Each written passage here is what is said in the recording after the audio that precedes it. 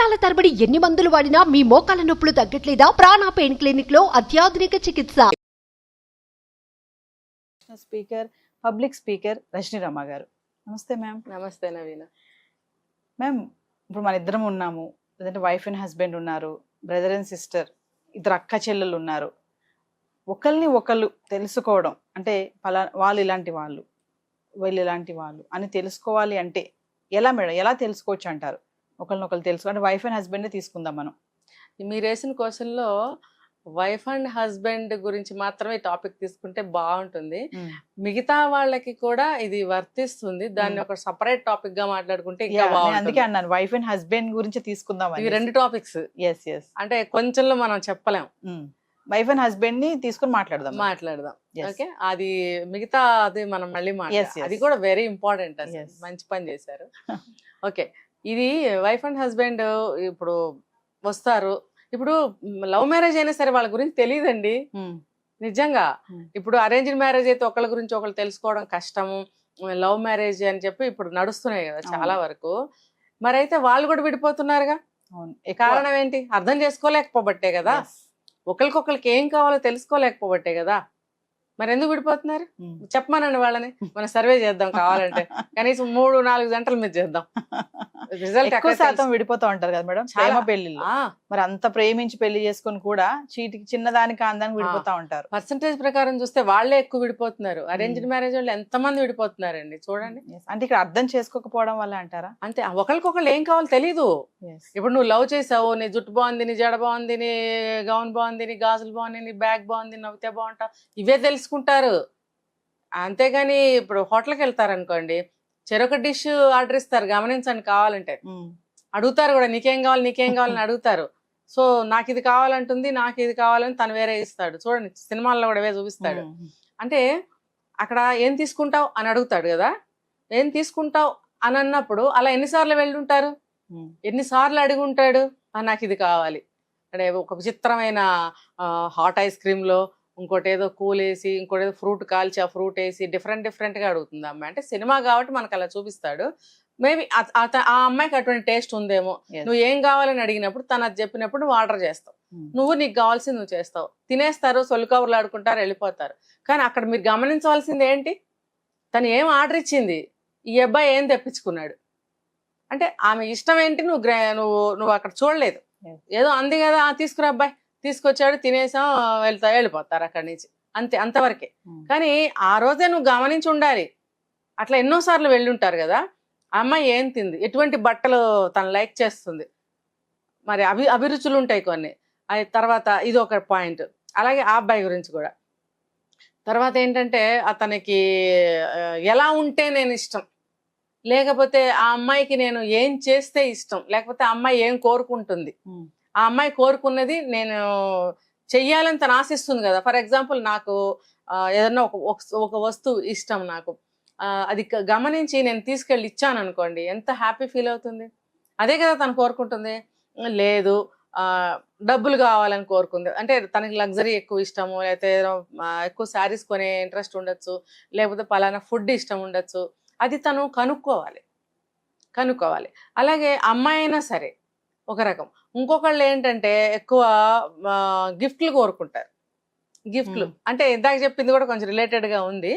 ఇది డైరెక్ట్గా అస్తమాన గిఫ్ట్లు తేవాలని కోరుకుంటారు. అంటే ఇది ఎక్కువ ఆడవాళ్ళలో చూస్తాం మనం. ఇక్కడ ఒక డౌట్ వచ్చింది మేడం, నేను అడుగుతాను. కామన్గా ఏంటంటే వైఫ్స్ దగ్గర ఇది విషయం ఏంటంటే వాళ్ళు వెయిట్ చేస్తూ ఉంటారు హస్బెండ్ కోసం, లంచ్ కానీ డిన్నర్ కానీ వస్తేనే తినాలి అని చెప్పేసి. వస్తారు, వచ్చాక నువ్వు తిన్నావా లేదని కూడా అడగరు. కానీ వీళ్ళు ఒక మనోవేదన ఉంటుంది లోపల, అడుగుతారా అడగడా, తిన్నావా లేదా, తాగావా, ఎలా ఉంది, పడుకున్నావా, అస్సలు టచ్ చేయరు అనమాట. ఇక్కడ చాలా ఉంటుంది. అంటే ప్రేమ లేదనా భర్తకి భార్య పైన అక్కడ ఏమనుకోవాలి, దాన్ని ఏమనుకోవాలి? డైరెక్ట్ గానే ఒక సమాధానం చెప్తా. ఈ నిన్ను అడిగేదేమో, ఇంట్లోనే ఉంటావు కదా, తినకుండా ఎలా ఉంటావు ఇప్పుడు వరకు అంటే తినేసి ఉంటుంది అని అభిప్రాయం కొంతమందికి. ఇంట్లోనే ఉంటావు కదా, నీ చేతిలోనే ఉంది కదా అంతా, నువ్వు తినకుండా ఎలా ఉంటావు అని ఒక అభిప్రాయము.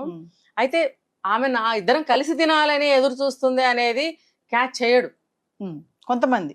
క్యాచ్ చేసినా సరే ఆమె అభిప్రాయానికి ఎందుకు గౌరవించాలి అంటే కొంచెం తక్కువ చేయాలి కాబట్టి అలా మాట్లాడతారు. ఇక్కడ చాలా బాధ ఉంటుంది. అంటే ఇక్కడ కూడా చాలా. మిస్అండర్స్టాండింగ్ వల్లే అంటారా? చా- ఒకవైపు నా భర్తకి నా మీద ఇది ప్రేమ తగ్గిపోయింది. మిస్అండర్స్టాండింగ్ కాదు, ఇది ఎంత మాత్రం అది ఇంటెన్షన్ గానే మాట్లాడతారు. అందరూ అలాగే ఉన్నారంటారా? అందరూ అంటే 100 మందిలో 100 మంది ఉన్నారని నేను అబ్బాయి ఉన్నాడు అని అడుగుదాం పట్టండి. కొంతమంది అంటారు మేడం, మన క్వశ్చన్ చేస్తారు, ఆ. ఏం మేడం ఇలా మాట్లాడేస్తున్నారు, మాకు ప్రేమ ఉంటది, మాకు ఏ పనులు ఉంటాయి, తిని అందరూ అని చెప్పలేము, Yes. అందరూ అని చెప్పలేము. ఇప్పుడు లేకపోతే అందరూ అండి, Hmm. అందరు మగవాళ్ళు 100% అడగారు అనుకుందాం. Yeah. మీకు సినిమాలు నేర్పుతున్నాయిగా, Hmm. తాగటం నేర్చుకుంటారు, సిగరెట్ నేర్చుకుంటారు, సినిమాలకు వెళ్ళడం నేర్చుకుంటారు, కొత్త కొత్త ఫుడ్ తినడం అలవాటు చేసుకుంటారు. ఈ అన్ని చూసి, సినిమాలు చూసి కానీ ఇంకోటి చూసి కానీ. మరి ఇది ఎందుకు నేర్చుకోరు Hmm. కదా? ఇప్పుడు భార్య ఎంత గయ్యాళిదైనా, ఎంత చెడ్డదైనా, ఎంత కురూపైనా, ఎంత గొడవలు చేసే మనిషి అయినా సరే భార్య కదా. Hmm.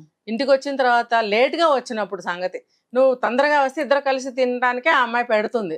లేదు నువ్వు లేట్ గా వచ్చినప్పుడు తను ఎదురు చూస్తుందేమో, ఒకవేళ తిన్నదో లేదో అనేది నీకు వస్తుంది, ఖచ్చితంగా వస్తుంది. దాన్ని నువ్వు బయట పెట్టవు. అమ్మో నేను అలసైపోతాను, చులకనైపోతాను, నేను అడిగితే చులకనైపోతాను, రేపటి నుంచి ఇంకా తొందరగా రమ్మని గొడవ చేస్తుంది. అడగండి కావాలంటే. ఇంకోటి మేడం, చాలా మంది వైఫ్ అండ్ హస్బెండ్ కి పిల్లలు పెద్దోళ్ళు అయిపోయినా కూడా, అంటే ఒక పెద్ద చదువులు చదువుతున్నాడు, పెద్దోళ్ళు అంటే 19-20 years వచ్చినా కూడా వీళ్ళిద్దరికి కలిసి ఉండాలి, నా హస్బెండ్ నా పక్కన కూర్చోవాలి, నా భార్య నాతో ఉండాలి, మాట్లాడాలి మంచిగా అని చాలా మంది కోరుకుంటారు. ఇక్కడ కూడా ఏంటంటే వాళ్ళకి ఆ ఏజ్ వచ్చాక పిల్లలు ఉన్నారు, మన పిల్లల ముందు అలా ఉండకూడదు అని కొంచెం డైవర్ట్ చేస్తా ఉంటారు. కానీ వైఫ్ కి అక్కడ కొంచెం, వైఫే గానీ హస్బెండే గానీ నన్ను దూరం పెడుతుంది, నాతో మాట్లాడట్లేదు, నన్ను షేర్ చేసుకోవట్లేదు, అయిపోయింది అంటే నా మీద ఇంట్రెస్ట్ పోయింది, దీనికి నా మీద ఇంట్రెస్ట్ పోయింది వీడికి అని చెప్పి ఏమనుకోవడం, ఇట్లానే అతను అనుకోవడం, ఇలాంటివి కూడా జరుగుతూ ఉంటాయి. అంటే దీన్ని కూడా మనం అర్థం చేసుకోవడం అలాగే తీసుకోవచ్చా? ఇది అభిప్రాయం కిందకి వస్తుంది. ఇది అభిప్రాయం తప్పు అంటాను నేను. మీరు చెప్పారు కదా 20 ఏళ్ళు, 20 ఏళ్ళు అని అంటే అబ్బో పాత కాలంలో మనందరం పుట్టేసి ఉంటాం మన అమ్మలకి కదా. మరి పాతకాల అభిప్రాయాలు ఇవన్నీ ఆ రోజుల్లో కాబట్టి. ఇప్పుడు ఏంటంటే 20 ఏళ్ళు వచ్చిన తర్వాత ఏం చేయాలి, వాళ్ళకి జీవితం గురించి నేర్పాలి. నువ్వు టీనేజ్ వరకు కూడా ఓకే, నేను చెప్పాను చాలా వీడియోస్లో, తల్లిదండ్రులు దూరంగా ఉండాలి పిల్లల ముందు. వాళ్ళు అమ్మా నాన్న అంటే దేవుడు దేవత, పార్వతీ పరమేశ్వరులు అంటారు కదా.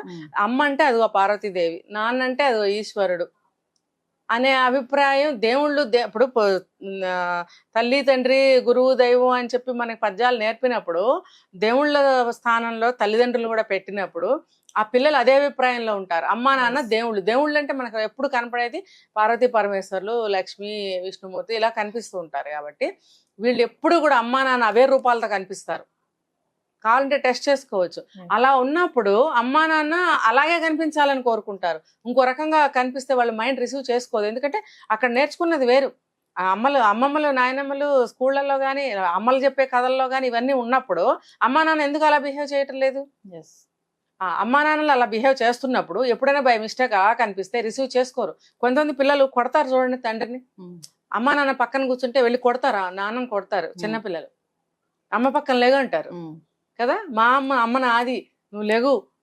ఏదో సరసం ఆడబోయాడు అనుకోండి, పిల్లలకి ఏం తెలుసులే, వాడికి ఏదో కొడుతున్నట్టు తిడుతున్నట్టు ఉంటుంది ఆ పిల్లవాడికి. అప్పుడు ఏం చేస్తాడు, అమ్మను ఏం చేస్తున్నావు, నువ్వు దూరం జరుగు అని లాగేస్తాడు, ఇద్దరి మధ్యలో కూర్చుంటాడు.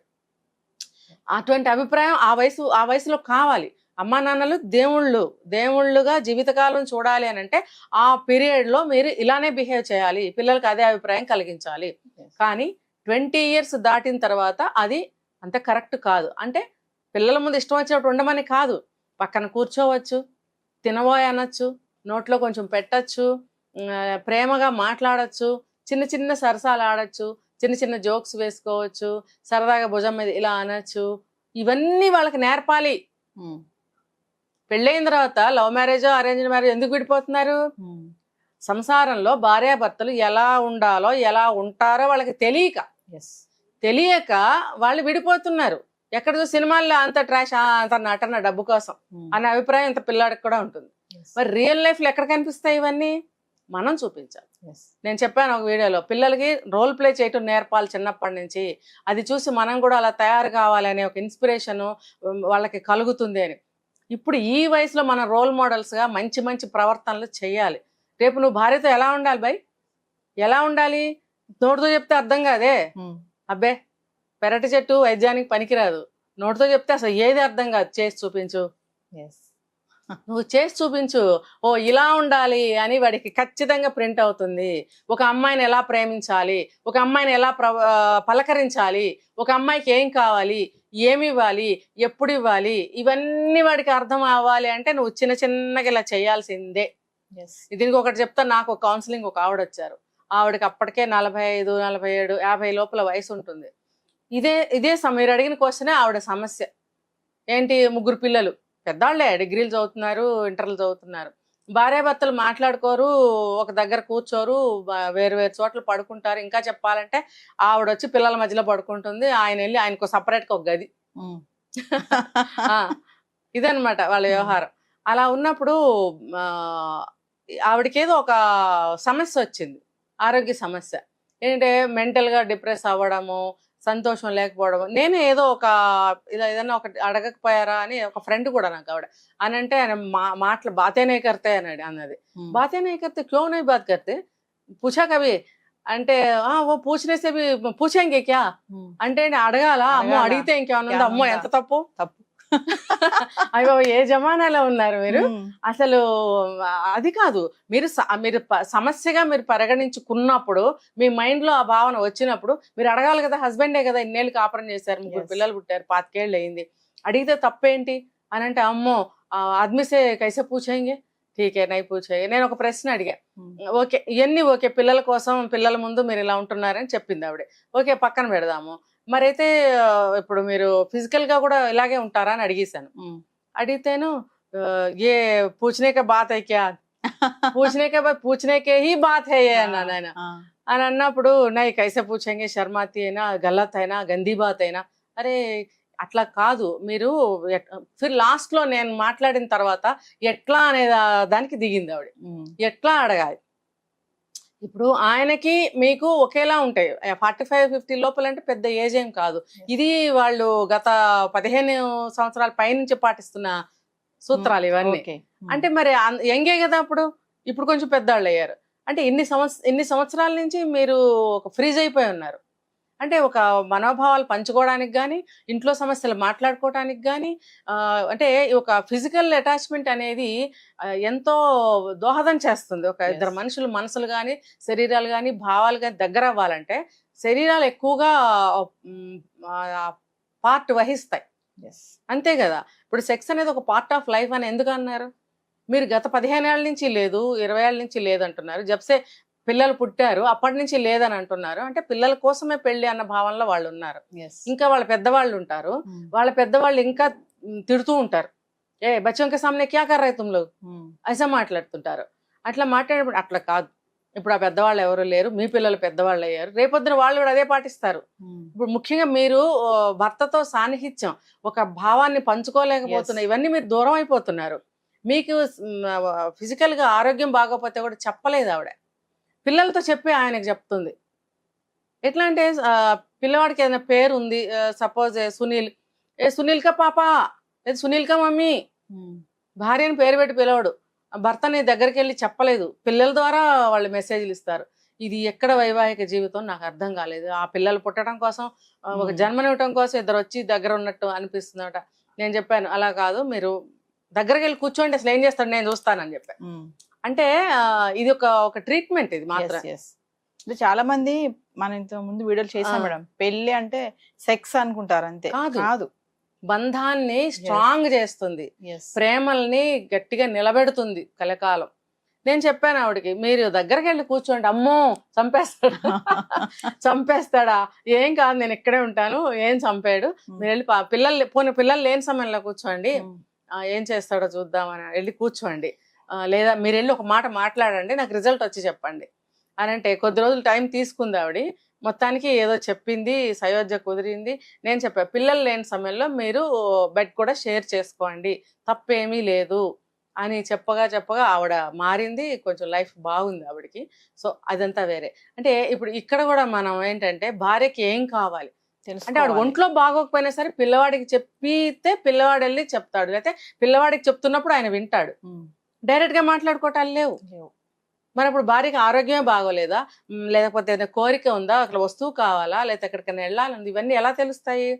సో ఇవి కనిపెట్టాల్సిన పూచి భార్యకి భర్తకి ఒకళ్ళ గురించి ఒకళ్ళకి ఖచ్చితంగా ఉంటుంది. ఇంకొకళ్ళు ఏంటంటే ఎక్కువ గిఫ్టులు తేవాలని కోరుకుంటారు. ఇంకొక కేటగిరీ ఉంటారు ఏంటంటే ఎక్కువ ప్యాంపరింగ్ చేయాలి, ఎక్కువ ముద్దు చేయాలి, ఎక్కువ లవ్ ఎఫెక్షన్ చేయాలి, అన్ని ప్రేమ గారము ఇంకా అన్ని అనమాట, అవి కోరుకుంటారు. కొంతమంది ఇవి అవి అన్ని కలిపి ఉంటారు కొంతమంది, అంటే అన్ని నా తరఫు నుంచి నీకేం వద్దు ఇలా ఉంటారు.